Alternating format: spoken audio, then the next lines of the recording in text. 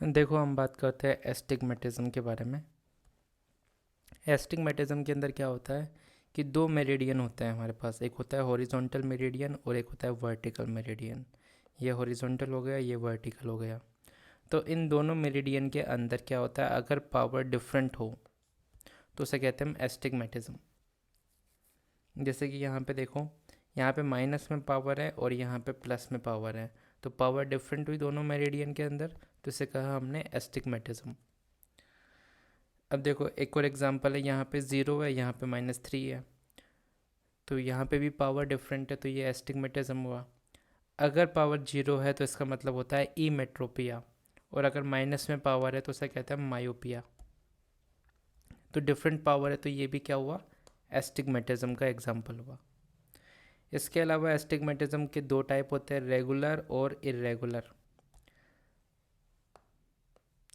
तो जैसा कि हम जानते हैं कि दो मेरिडियन होते हैं, एक हॉरिजॉन्टल और एक वर्टिकल। अगर ये हॉरिजॉन्टल और वर्टिकल है और इनके बीच में 90 डिग्री का एंगल है तो उसे कहते हैं हम रेगुलर। इरेगुलर में क्या हुआ, 90 डिग्री का एंगल तो है, परसिस्ट करता है, लेकिन M1 और M2 क्या ये हॉरिजॉन्टल और वर्टिकल है? कि हॉरिजॉन्टल तो ये होता है, वर्टिकल ये होता है, तो ये हॉरिजॉन्टल और वर्टिकल नहीं है, इसीलिए इसे हम क्या कहते हैं, इरेगुलर एस्टिग्मेटिज्म कहते हैं। इसके अलावा एस्टिग्मेटिज्म के दो टाइप होते हैं, एक होता है विद द रूल, एक होता है अगेंस्ट द रूल। तो एक कार होती है वॉक्सवैगन, इसमें वी है और डब्लू है।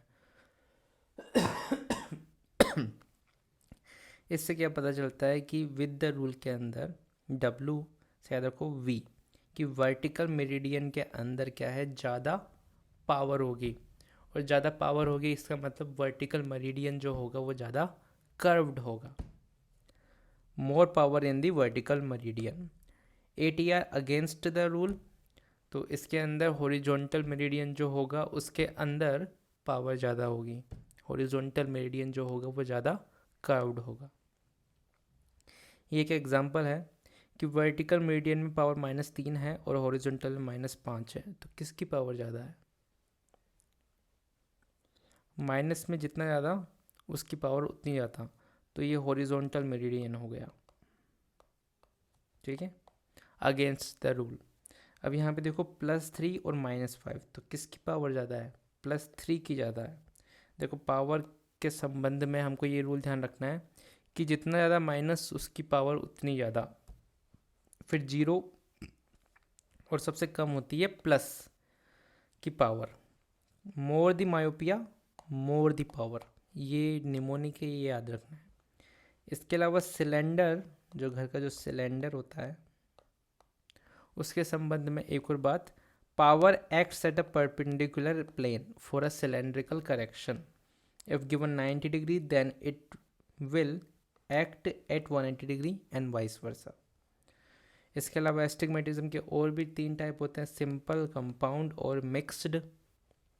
सिंपल में क्या होता है, एक मेरिडियन जो होता है वो इमेट्रोपिक होता है, जैसे कि इसके अंदर ये 0 है और ये 2 है, तो 0 का मतलब क्या है, इमेट्रोपिक। इमेट्रोपिक का मतलब ये सिंपल एस्टिग्मेटिज्म है।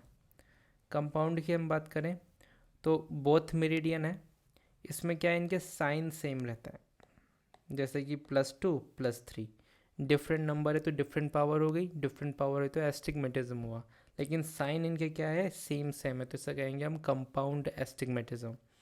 मिक्स्ड एस्टिग्मेटिज्म के अंदर क्या होता है, डिफरेंट साइन होते हैं, जैसे कि ये माइनस हो गया, ये प्लस हो गया, तो डिफरेंट साइन अगर मौजूद है तो उसे कहेंगे हम मिक्स्ड एस्टिग्मेटिज्म। अभी एक क्वेश्चन है, a child went to an ophthalmologist and it is found to have a power of -1D spherical and -2 cylindrical at 180 degree. तो देखो जो स्फेरिकल होती है ना उसको दोनों मेरिडियन में लिखते हैं हम, जैसे कि ये हॉरिजॉन्टल हो गया, वर्टिकल हो गया, तो -1 -1, और ये बोल रहा है -2 डायोप्टर सिलेंड्रिकल एट 180 डिग्री, तो 180 डिग्री में हम 90 डिग्री ले लेंगे और -2 डायोप्टर, तो ये हो गया -3 डायोप्टर और ये रह गया -1 डायोप्टर, तो किसकी पावर ज़्यादा है, इसकी पावर ज़्यादा है, तो वर्टिकल मेरिडियन हो गया। और वर्टिकल में क्या होता है, विद द रूल एस्टिग्मेटिज्म होता है। एक होता है स्नेलेंस एंगल, तो इसके अंदर ज़्यादा कुछ ध्यान नहीं रखना, ये ध्यान रखना है हमें कि ये एक को देखने के लिए 1 मिनट का आर्क बनता है, और ये पूरा देखने के लिए 5 मिनट का आर्क बनता है। कंप्लीट देखने के लिए 5 मिनट का आर्क बनता है।